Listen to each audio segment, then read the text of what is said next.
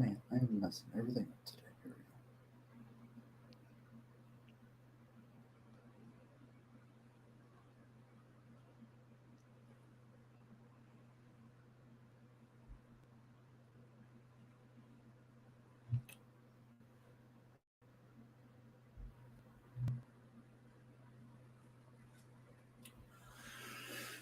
we go. Alrighty, you good? Yeah. Alrighty.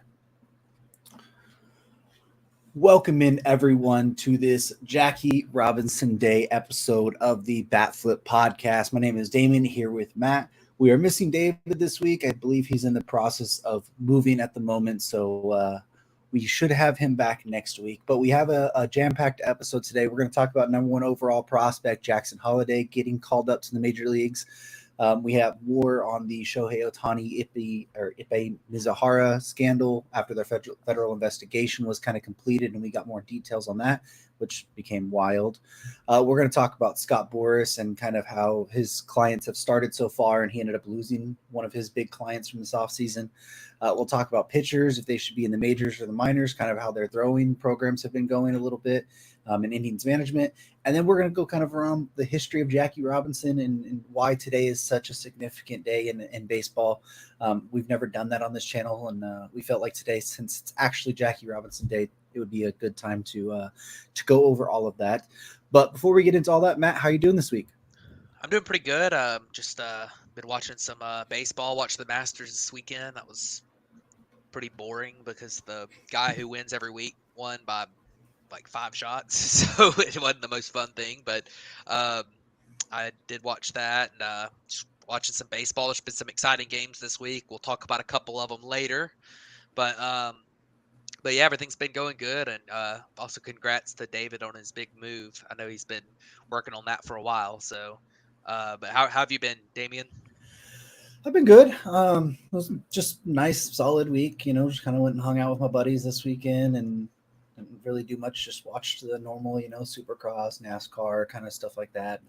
The series against the Padres this weekend was eventful for LA, and some rain delays there, which hadn't happened since I think like 2014 or 2015, which was interesting. But Did you um, did you go for a lot of walks yesterday? I did not go for a lot of walks yesterday, but the Dodgers pitching staff did. I looked at that I, box score and I thought it was like a mistake. yeah, I think it was like Paxton had 7 or Hit 8 walks hit at 8, one point. Yeah, and and then none of them had scored. I think. yeah, they had Uh, 14 walks and three yeah, strikeouts in the game. I've never seen yeah, a box score like that. But yeah. It was like the first time in 60 something years of the Dodgers history that they had 14 walks or something. It's some insane stat that one of the beat reporters had, but yeah, that game was very, very frustrating, to say the least. And then the whole Jurickson Profar stuff, from the weekend, and of course he was the one that got the big hit yesterday. So um, that was frustrating. But overall, it's been a good week of sports in general, and I'm just ready to jump into what we got here because it's going to be a packed episode. We're going to have a lot to talk about. So let's start with Jackson Holliday finally getting called up to the major leagues. What drafted in 2022 is the number one overall pick. Obviously the son of former All Star, World Series champion Matt Holliday. Um, there was a lot of speculation through the spring that was he going to break camp because he had such a good spring training there, and it was kind of said that he was going to start in the minors because they wanted him to, develop against more high level left handed pitching and maybe learn to play second base some more. Well, he in the minor leagues this year he just decided to hit what 333 with 482 on base, 595 slug, 178 WRC plus, and 56 plate appearances there, and I guess that was enough to earn his promotion to the major leagues finally for Baltimore. yeah, this was an interesting discussion topic for a while this spring was would Jackson Holliday debut on the big league roster or not? It's something that for a long time you never would have thought he would because of the service time manipulation thing, but that's kind of gone now with the way that the rules change with the CBA. With if you finish top 2 rookie of the year, then you automatically get the year of service time. So you'd have to wait a few months to make sure he didn't finish top Rookie of the Year, and then it's not even a guarantee if he does as well as you would hope he does. So but they ended up getting him. Getting him up pretty quick. I did think that the reasons were somewhat legit. I mean, you got to remember that this kid's only 20 years old. He's learning a new position. He's played short his entire time in the minor leagues. I think the Orioles really do want Gunnar Henderson to stick it short for now. So, give Jackson Holliday a chance to play second some. And, the left-handed pitching thing is something that apparently they faced a lot of left-handed pitchers in the first couple weeks of the season. So I think they kind of wanted him to get him in the big leagues when he would get off to a faster start. Maybe have some favorable matchups for his first couple of weeks, but it has not been a good start for him. He's 1 for 17 with 9 strikeouts so far, but he's a 20-year-old kid. He's actually been excellent defensively so far. He's already put up 2 fielding run value, plus 2 fielding run value, which is really, really good. It's one of the, it's like outs above average. I think he's put up 2 outs above average as well. He's done very well with that. He's been, it's interesting. I'm excited to watch him. We'll see how he does. I mean, it's been a rough start, but man, he was doing so well in AAA. You've got to give him the shot, because he had a 178 WRC plus at AAA in his first 10 games and was just crushing the baseball. And he's looked kind of overwhelmed at the big league level, but we'll see. Maybe he'll settle in at some point. Yeah, and I mean, especially given you said he was hot at AAA too. Had he not done what he did this spring as well, I don't think that he's probably up at this point either. I mean, in spring he had 48 plate appearances there too and hit 311, with a 148 WRC plus. Like he showed at that point too. And then had he struggled in spring and then he had done that for 10 games at AAA so far this year, I don't know if he's called up at the moment. But I think that kind of gave him more confidence. And I believe correct me if I'm wrong, but I think the day they called him up was the last day that you could have somebody that got the full year of service time and all of the extra draft pick compensation if they did win Rookie of the Year or got second. I believe you have to have so many days to be eligible for that as a team. And I think they called him up on the last day where you had to be called up by that day for that. Which I thought was pretty interesting too. Yeah, I think it's the last day for him to he can get a full year service time without the so I think it's the same day. So they're not worried about the service time thing. Well, yeah, but I think it's to be eligible for the draft pick compensation. Right. Yeah, I agree. That's what I was saying. I think that's the same day that becomes a thing, and the full year service time thing. I think that's why they picked the day. Yeah. So it makes sense that they really don't care about the service time, and they can still get the draft pick if he gets top 2 Rookie of the Year. And so the reasons for holding him down must have been somewhat legit, Yeah. So it'll be interesting to see, but whenever the number 1 prospect in baseball kind of gets called up, it's a pretty big deal. So I definitely had to mention that. But who's the next number 1 prospect? Because Churio will graduate, and Jackson Holliday will graduate. Is it Skeens? Oh, I guess it probably is Skeens. Because Holiday, Langford, Churio. This is per Fangraphs. Yeah. I guess Caminero, but he's already debuted too. He debuted last year too. So Ethan Salas. Yeah. Well, he won't debut for a while. 18. So. Yep. Yeah. Then James Wood. They have Skeens at 11. So there's some guy that's there. James Wood is crushing it too. He might get called up soon. Basayo's not going to come up. Merrill's up already. Lawler's hurt. Dylan Cruz has struggled, and then Skeens is at 11. So, but we'll talk more about Skeens here in a little bit.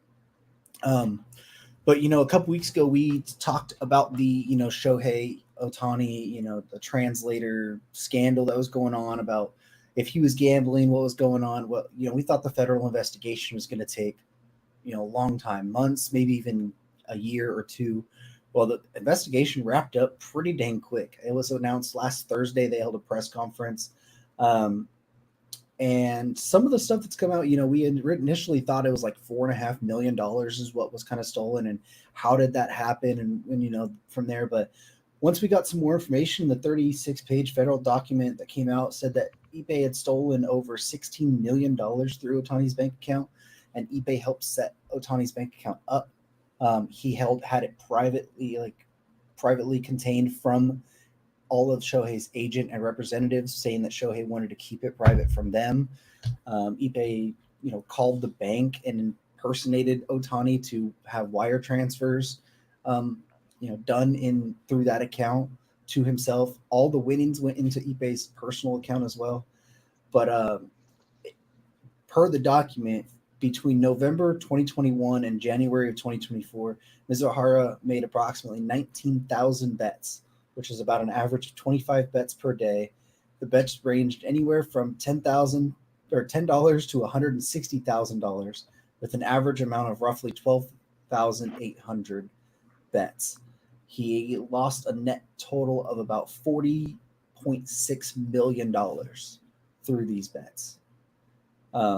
So there's a lot more through that, but he has now turned himself into officials. I think he's released on bail right now, but he has a arraignment here in May. But just a wild turn of events in this story, which we thought we had kind of knew most of it, and boy, did it take a turn last Thursday. Yeah, that is crazy. I have a few thoughts. The first thing is that, I know Shohei's got a lot of money, but it is kind of hard to believe that he wouldn't notice $16 million missing. um, but I think it can be a lesson to two different groups. I think it's a lesson to athletes who make a lot of money and they get people to um, they get people to help them out with managing it, and especially for athletes from other countries who have a language barrier.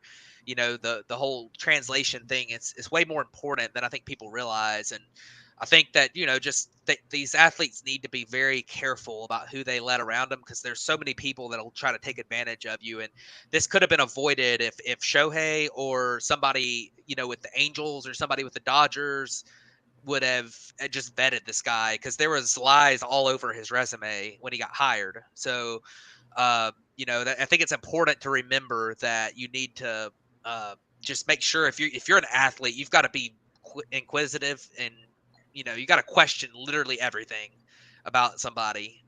So I think that's one important lesson for athletes to learn, hopefully, from this. And the other thing is, Major League Baseball needs to learn a lesson from this too.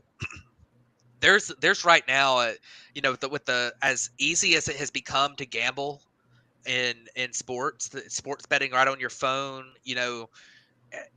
I think that, and obviously they avoided anything in this situation because Shohei's obviously not involved in the betting part of this. But you know I think they need to be very careful on how they treat this, because if you're Major League Baseball, this just shows you what can happen if you don't, if you're not really, really careful with the betting thing, with the promotion of gambling, and just with they're gonna have to find a way to get very um, to really vet that going on in the game, because we've had baseball's a sport that's had gambling issues in the past. You had the Black Sox scandal, you had Pete Rose.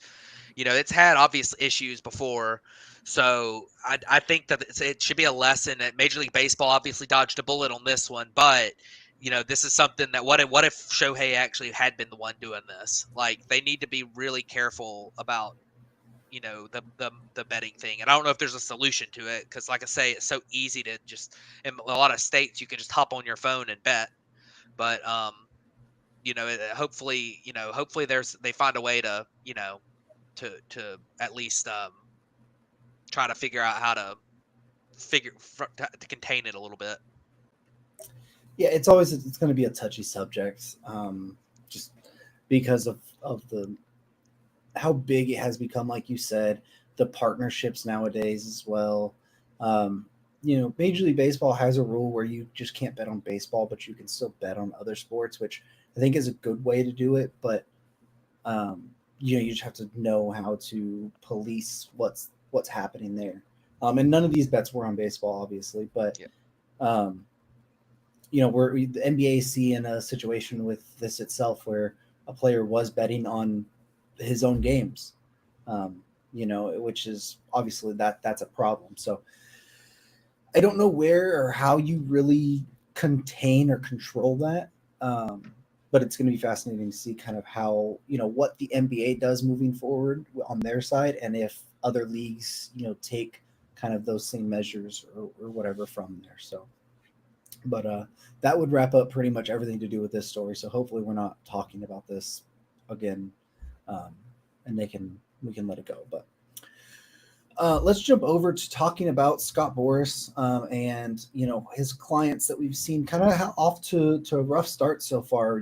Blake Snell so far in his two starts with the Giants has a 12.86 ERA and a 6.11 FIP. The expected numbers are a little bit better, but you're still hovering around a 4 ERA and a mid 3 FIP. Walks are incredibly high, which we always expect with a guy like Blake Snell. Cody Bellinger's batting 172 with a 296 on base and a 293 slugging for a 46 WRC plus. Matt Chapman is hitting 200, with a 369 slugging, a 74 WRC plus. And then, we haven't even seen Jordan Montgomery yet. He has been delayed. Still, I think they're talking about maybe the 19th for him making his Arizona debut. And even JD Martinez, who is playing in the minor leagues right now for the Mets, trying to rehab to get ready. He's even struggled down there, batting 125 and 51 WRC plus there. And I think he's also dealing with some back stuff right now as well. But just all of the Boras clients have really struggled to kind of start the year. And then on top of that, we just got news the other day that Jordan Montgomery actually left Scott Boras and he signed with Joe Wolf of Wasserman. That's what it was. Yeah, I wanted to talk about this today because I think it's important, and it's kind of something that I've seen before. I don't remember who the agent was for Dallas Keuchel, but in 2019 there was Dallas Keuchel and Craig Kimbrell, and they were the two guys that year that held out. I think it was 2019. Those were the two guys that held out all year and or all off season, and they got signed mid season. And those guys came up and they did not pitch well at all. Like Dallas Keuchel was coming off of a third consecutive really good season with Houston. He signed with the Braves and was not good. And Craig Kimbrell had the worst season and a half of his career after doing that. So I was concerned about these guys, and it's obviously a small sample size. They might get going, but when you drop a guy, not only are you dropping him into a new market, but he's had no he's dropping into a new team and he had no spring training. Like, especially for the pitchers, Blake Snell and Jordan Montgomery, the catchers don't know them really well. Blake Snell's never worked with Patrick Bailey. I think with Jordan Montgomery, he's never worked with Gabriel Marino. I think that's important to remember, that, there's just a lot of new stuff for these guys, and a lot of times it takes, well, for a lot of players when they join a new team, it takes a whole year before they really kind of click with the new team. And these guys are putting a lot of and Boras in general, they're putting a lot of stock into a 1 year deal, prove it deal, when you're probably not going to put up your best season when you start late. And I think he's just screwed over these four players, and or really five players. Although JD Martinez was a veteran player that was probably getting a 1 year deal anyways, because he's kind of older and there's some red flags with his with his approach at the plate the last few years and stuff. But it's, I think it's really important to remember. And I mean, Blake Snell, remember when he went to the Padres that first year, was constantly, he was constantly walking guys, and it came down a little bit, for the last couple of years. I guess last year it didn't, but the walks and the just the amount of innings he's been able to throw have been a problem for him. And you look at you know, and then you look at the bats. I mean, Cody Bellinger has been horrible to start the year. Now his is partially BABIP based too. He's got a very low batting average on balls in play. He's got to be better than this. I think he'll be fine. And Matt Chapman's kind of the same way. He's got an extremely low BABIP so far, but they're obviously not off to great starts. So I think that I think that you look at this situation and you hope that these guys figure it out. But you're kind of looking already with these two pitchers, especially in Snell and Montgomery, and thinking, they've got player options for next year. So how's that going to look? Like if Blake Snell just is a bad this year, like how's that going to look next year? So it'll be interesting to see. I think we've got a long way to go. It's small sample, but it kind of sucks for these guys that they're basically doing spring training in the first month of their walk year. I mean that really sucks, and I think you're going to see it's going to have some implications next year too, because I don't think Boras is going to be able to do this again. I think his clients are going to pressure him to get deals done next year, and he's got a couple big ones next year. You think about Juan Soto, you think about Alex Bregman, and I know he's got other guys too. All these guys, like they're going to want to get deals done quick, and I think it's going to be a buyer's market a little bit because of that. So I think Boras just really screwed himself over with this whole situation this offseason. Yeah, I think it was the Just Baseball guys that were talking about it today. I want to say, um, but they made a good point. Like Boris, is this the end of Boris being like the top agent? Right? Like he'll obviously still have his guys. He'll still be involved for sure. But like there was a long time where Boris just controlled the game, right? With every top free agent was just a Boris guy. And he like you wonder if maybe this is where you start seeing guys like we already saw Montgomery jump ship, or guys maybe not lean to sign with Boris now, just because you see a lot of teams that just don't deal with Boris anymore. Like I know more because I'm a Dodger fan, but LA does not deal with Boris. They really prefer not to, um, and they haven't re-signed, I believe, any of his clients really, in recent history. I know they signed JD Martinez, but that was like a 1 year deal last year, and at that point, but it's really really weird. And jumping back, like you said, Dallas Keuchel's agent in 2019 was Boris, Yep. and Kimbrel's was Dave Meter of Meter Sports Okay. or Sports Meter, um, who's still his agent now too. But um, that was another history of that. So Yeah, well, the Kimbrel thing kind of worked out because he got like a 3-year deal when he signed with the Cubs. Like yeah, that wasn't bad. So yeah. I was just seeing who the agents were at those times, but yeah, yeah, yeah, yeah. yeah. You just start to wonder: is this the beginning of the downward hill for Boris and his type of clients? And we're gonna say that, and then next year he's gonna have like massive deals for every single free agent that he's got, and they're gonna Yeah, sign like just fine. So, yeah. anyways, um, so let's jump over and just have a quick little debate on, you know, the pitching. The pitching side of things has been a hot topic recently because of the pitching injuries, right? Well, another thing that we've been seeing for the past, I mean, what, decade probably, is like load management in pitching. I think it's probably become more prevalent since 2018, 2019, really. Um, but it's where you see young pitchers or even pitchers coming back off of injuries. They'll slow play them and they won't have them start the year, and they want to have them on an innings limit. So they'll either, start them in the majors and let them pitch a little bit and then send them to the minors, or maybe if it's a prospect, they keep them in the minors for a little while and have them do super short starts. We see kind of both ends of that spectrum right now with Paul Skeens, who people think is ready for the major leagues. He's completely dominating down there, but he's pitched 3 games. I think his longest outing's 3 1/3, and he just looks completely unhittable there. But they don't want to call him up because they want him to be on an innings limit, right? But then you have a team like the Marlins who today optioned Max Meyer, who had been probably their best pitcher so far this year, because they want to manage his innings now. So even though they've been struggling and he's their best starter this year, now they want to send him down so he can pitch once a week on these 3 inning spurts. And it's really it's kind of brought up a debate. Should they be left in the majors? Should they just go to the minors? Like, which way is the right way? I don't think there's a right way, but which way? Yeah, I thought it was kind of an interesting topic. Max Meyer, I watched him pitch. He pitched against the Braves on Saturday, and they just couldn't hit him. I mean, it was crazy. Now he didn't look. His pitches were like left in the bad spots and stuff, but his stuff was good enough. They just couldn't hit him. So I thought it was very interesting to talk about this today because he got sent down today, and the Marlins fans were really the few Marlins fans that exist were really really upset about it, and I don't blame them. So Max Myers dealt with a lot of injuries. He's coming off of I think Tommy John surgery, and he's a guy that is an injury risk. But you look at him and you look at some others. Paul Skeens is one that's been a big topic. People are wondering why is he not in the big leagues. You look at last year, Yuri Perez is another guy. He came up and he started 3 or 4 games for the Marlins, looked awesome, and they sent him down. So the Marlins do have a history of doing this, even when they were competing last year.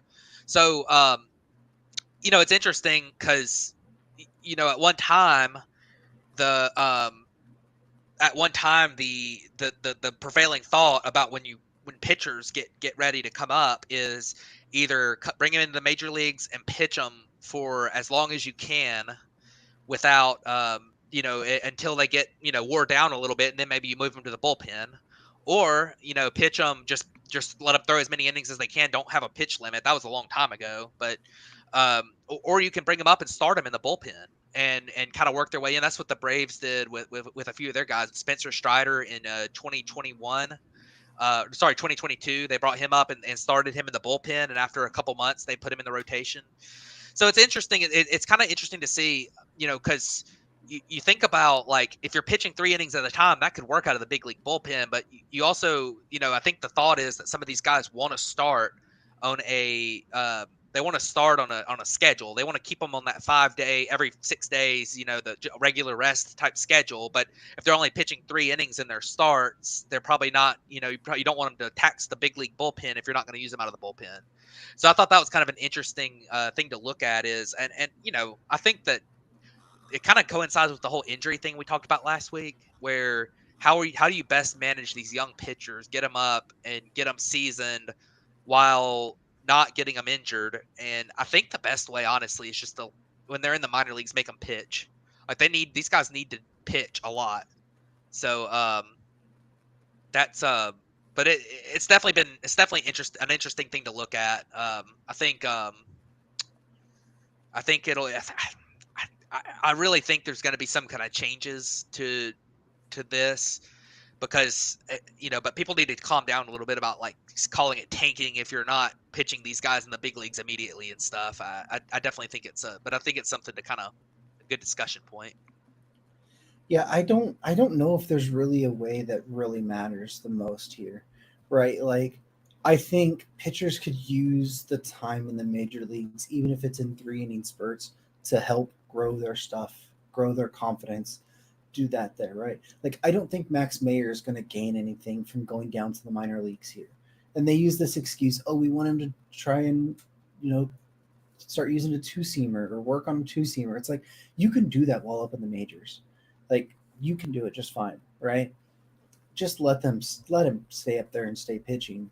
And then if he starts, not performing, then at that point you have a time to maybe send them down and say, hey, we see your performance has lacked here and this and that. Like, we see teams all the time now go to, more 6-man rotations or more bullpen days. It's more prevalent than it's ever been now. I don't think having a guy that goes 3 or 4 innings on your major league team is a bad thing. Most teams would take that a lot of the time. We've seen very successful teams do that.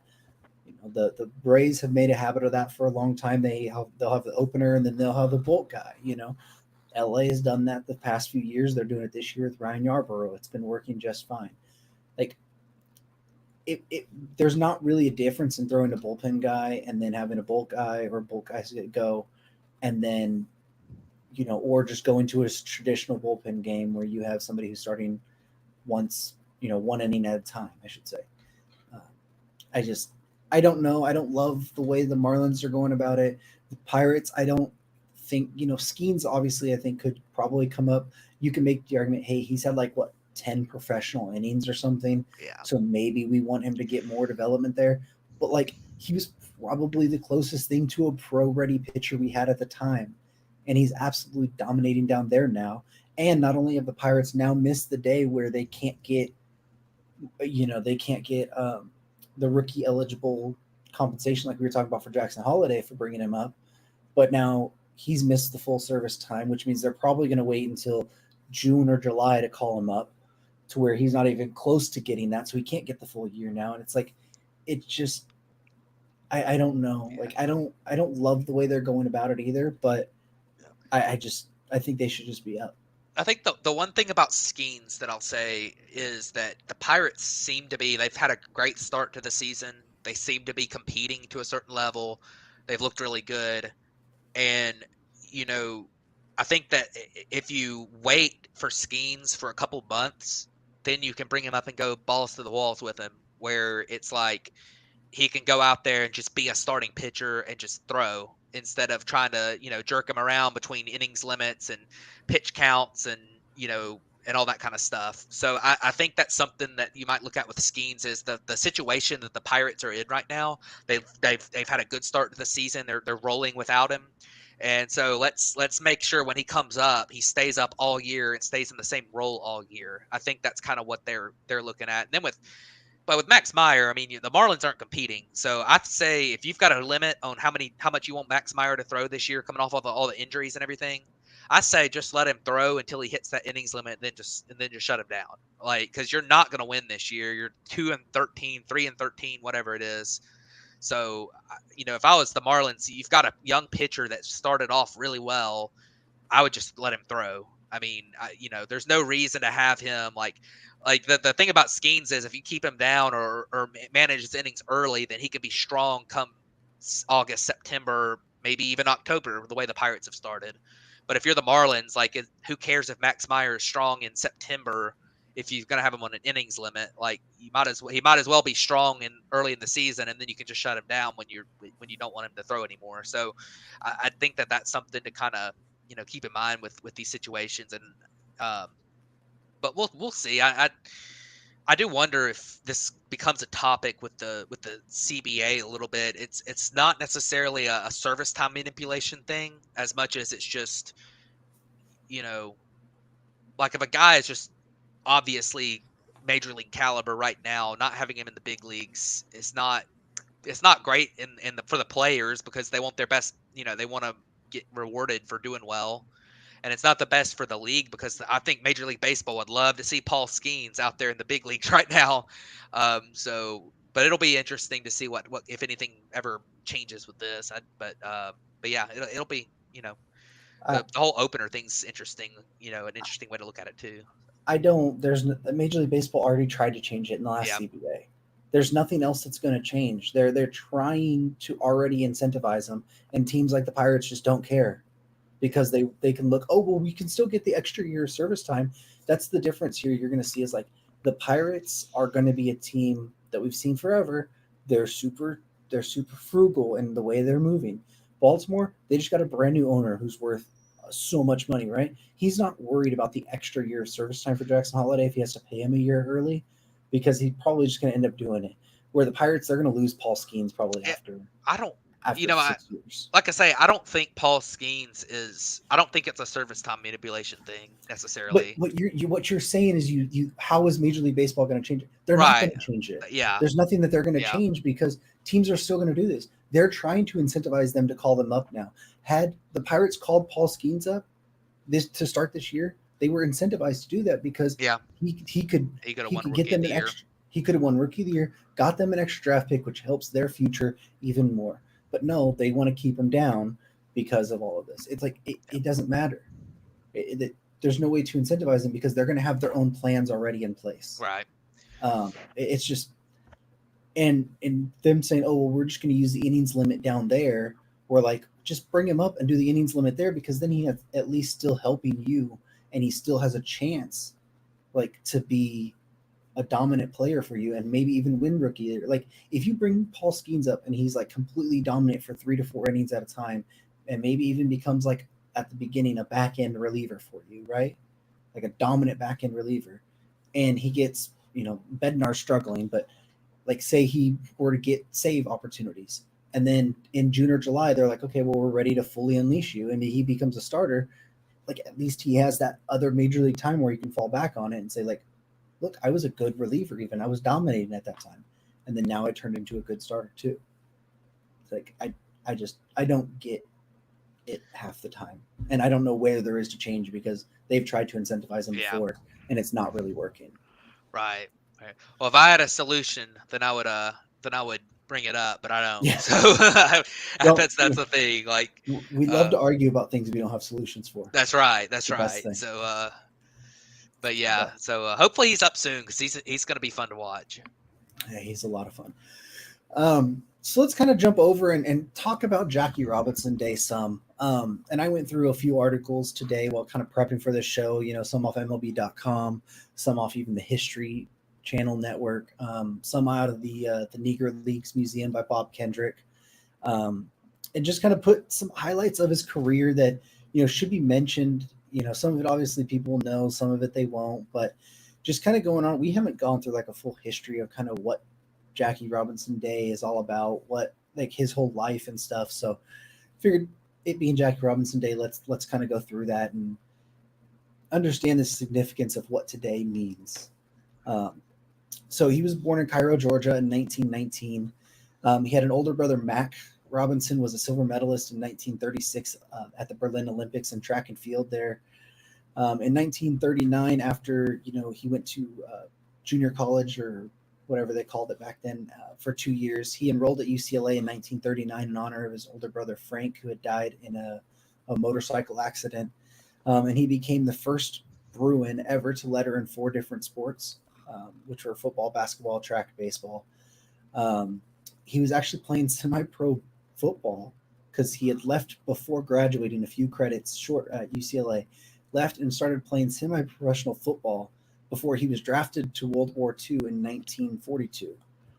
He never actually saw any action, but he was a captain, officer captain in the segregated segregated camp there. He was honorably discharged in 1944. He had an incident on the one of the buses where he didn't want to go sit in the back, and there was a whole thing from there. But in 1945, he signed with the Negro Leagues, playing with the Kansas City Monarchs, where he went on to hit 387 that year. And then in 1946 is when he was signed by Branch Rickey and the Dodgers and assigned to the Montreal Royals, which was the Dodgers farm team, and he hit 349 in his 1 year in the minors. And then April 15th, 1947 is when he made his major league debut for the Dodgers. He went on to win the inaugural Rookie of the Year award, which is now why it's called the Jackie Robinson Rookie of the Year award. Um, and then in 1949, he won MVP while hitting 342 with 37 stolen bases and his career high 124 RBIs in that season. It was an all-star every year from 1949 to 1954. He helped lead Brooklyn, they were the Brooklyn Dodgers at that time, to the 1955 World Series. And then on December 13th, 1956, he was traded to the Giants for Dick Littlefield and $30,000.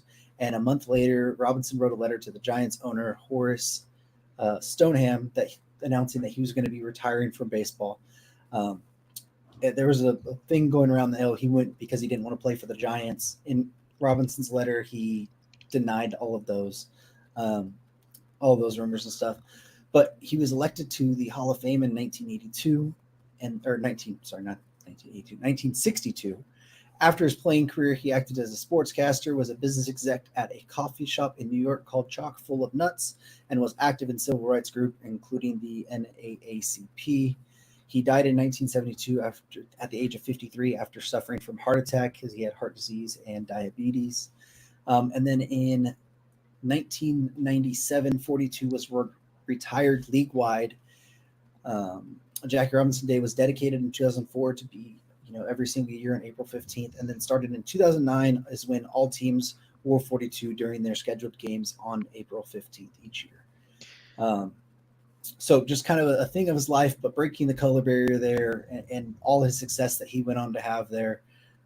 Obviously, it's a monumental time, but, Matt, throughout the Jackie Robinson days that we've kind of remember, what kind of have you learned or happy or whatever about? Yeah, just the whole Jackie Robinson Day thing is such a cool thing that Major League Baseball has done. You don't see this in other sports. It's literally just been Major League Baseball that has celebrated one of their pioneers who just did so much for not only for baseball breaking the color barrier, but just that was a big event in the world because at the time baseball was the number one sport in the United States. and it was the first one to really have somebody break the color barrier. So it was such a big deal in the world. It's something that's not just a baseball event. It's in history books. It's just a big deal. And Jackie Robinson was obviously an incredible athlete, an incredible player. Um, he would have been a Hall of Famer regardless of the breaking the color barrier. He was, just he seems like a great guy.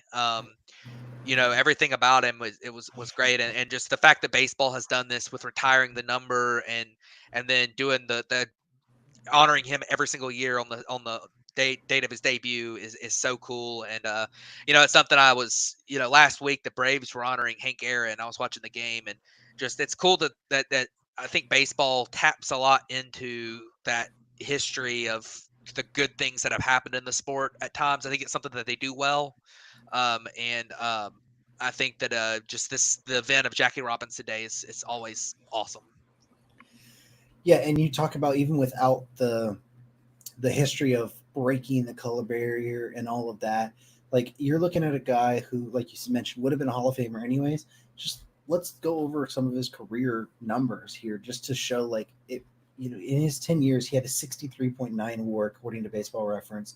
He had a 313 batting average, a 410 on base, had a 133 WRC OPS plus. He's a seven-time All-Star, MVP winner, Rookie of the Year, and a World Series champion. Of course, has a batting title as well.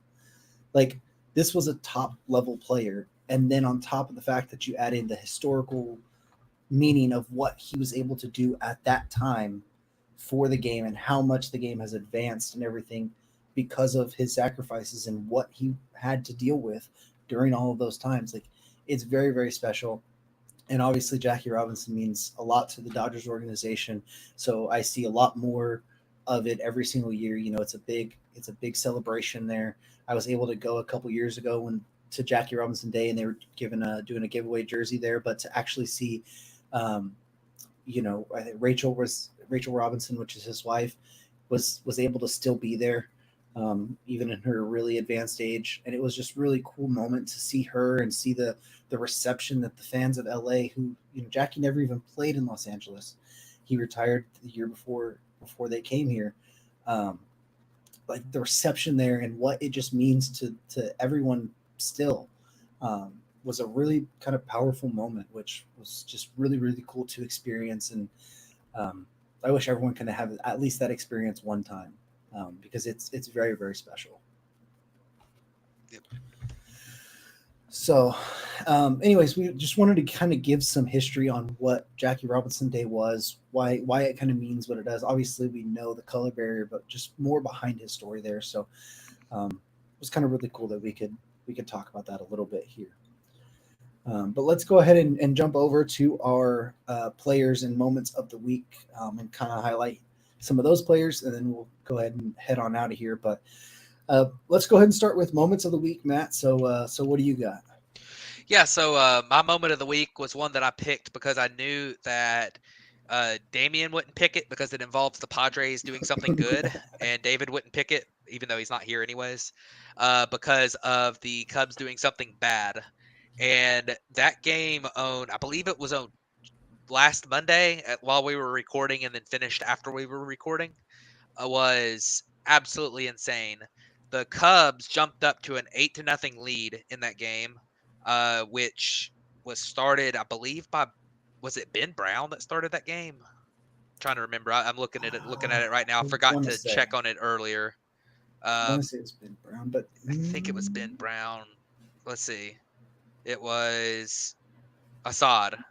Assad oh, started the okay. game. He pitched 5 really good innings. It was, I think he went into the sixth, and then he gave up a couple of walks or something and got guys on base, and the inherited runner scored. But he looked good, and the Padres starter Yu Darvish, who the former Cub, got blown up. Then their first reliever that came in got blown up. It was 8-0 in the sixth inning, and in the bottom of the sixth, the Padres rallied for 7 runs off of Assad and Jose Cuas, and then they came back and actually um, won the game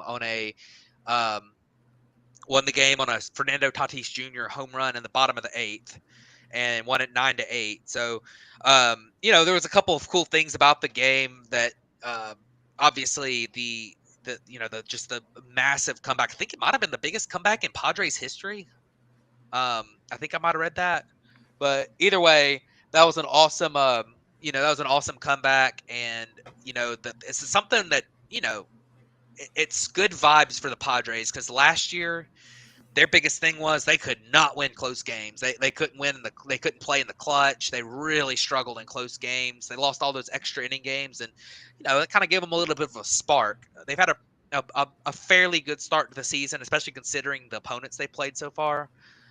So the it gave them a little bit of a spark. I thought it was a really cool moment for them to have that big win. It was also no, the next night was the nationally televised game, I think. But I thought it was a very interesting game, and a big time moment for the Padres.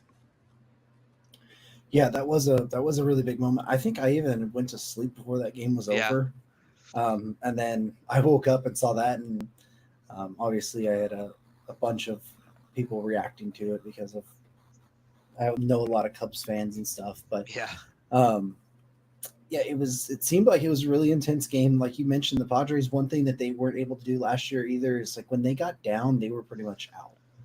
Um, they came back with that 8 runs there, and then on Friday night they came down back from down 7-3, and won that game too. So against LA, so um, I don't like seeing the Padres do well, but they do look pretty good right now. So that's a very good moment of the week because you're right. I would not have picked that one.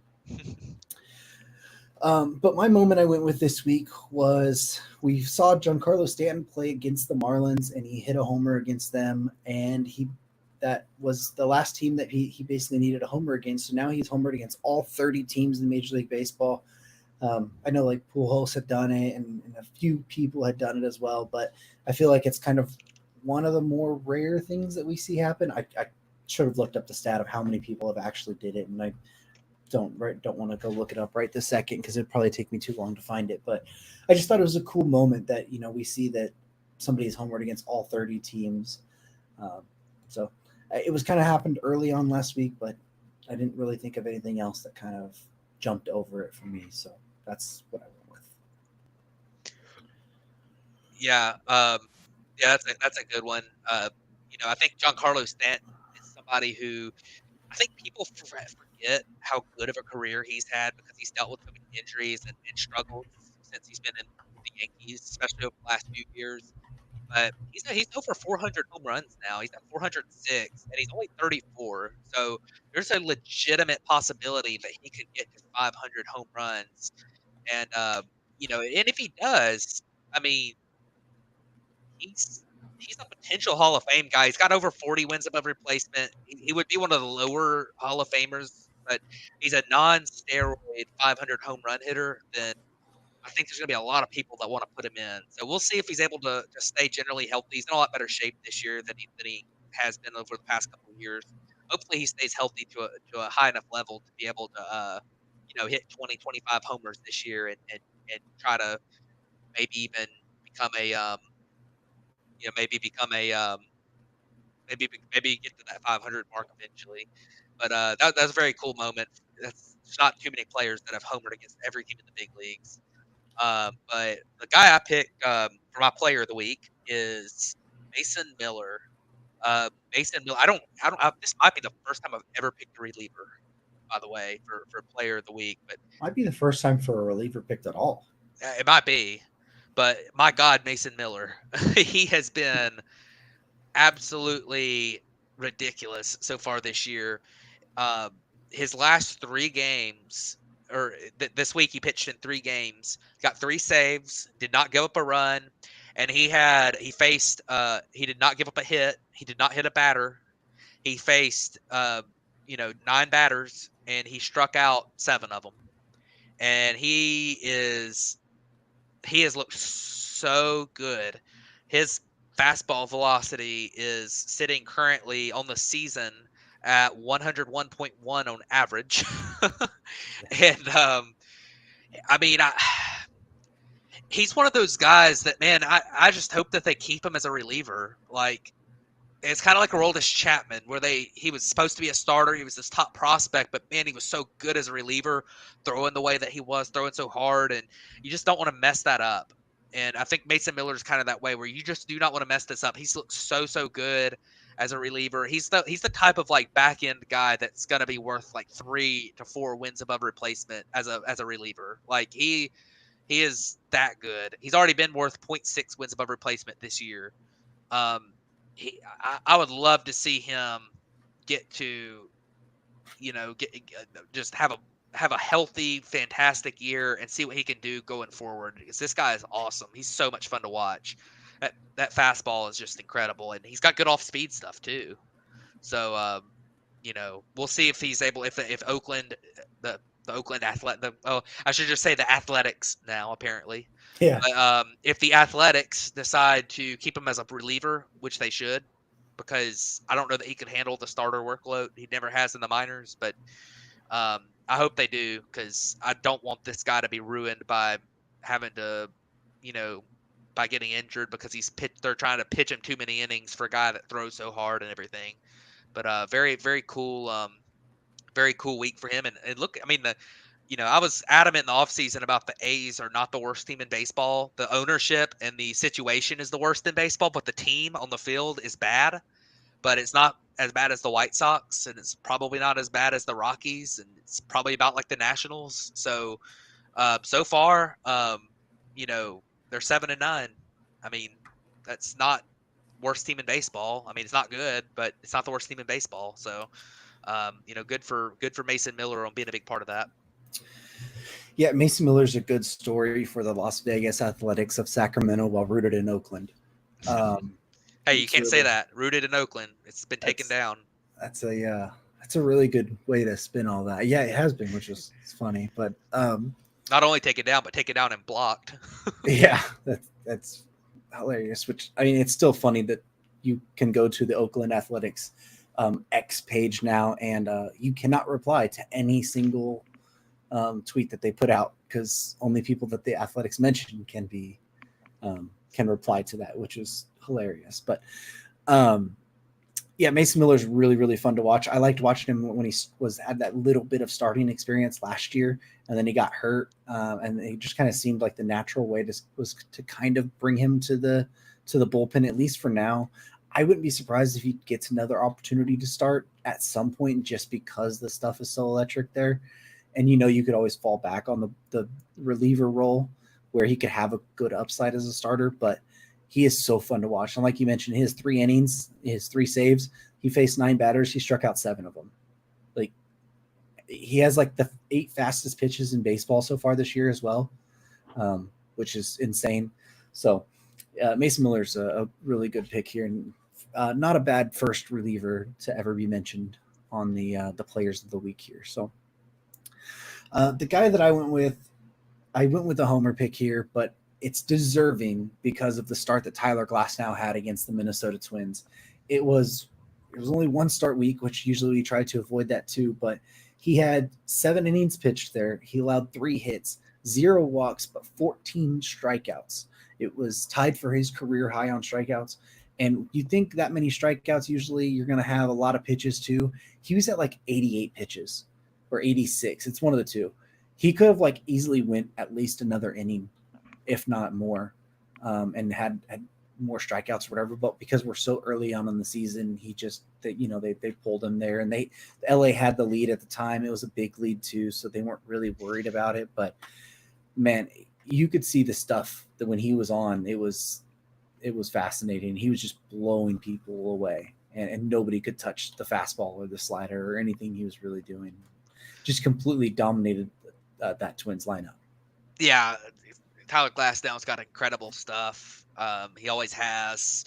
When he first came up, the command was an issue, and he kind of rectified that enough. And then, of course, the injuries have been the real issue for him since he's been at the big leagues. But hopefully, and that's probably part of the pulling him, even though he was only at 86 pitches. And I tell you one other thing about pulling him in the 7th inning at 86 pitches: if you throw him back out there for the 8th inning, and he throws 3 more strikeouts, he's got a shot at the big league record, and you just can't, but his pitch count probably would have been over 100, and you're just like, man, we don't want to push him, but he's got a shot at a big league record. So pulling him after the 7th was probably the best for everybody, so they didn't have to make that decision. But that was an incredible outing, and something that you don't see very often. Yeah, well, if there's something we know about Dave Roberts and tough decisions, he doesn't mind pulling somebody early. That's true. I've seen that one a few times. Yeah. But yeah, actually he starts today too in just a little bit, so that's pretty cool as well. But that will wrap it up for this week's episode of the Batfoot Podcast. Thank you guys for tuning in, and we will catch you guys back here next week.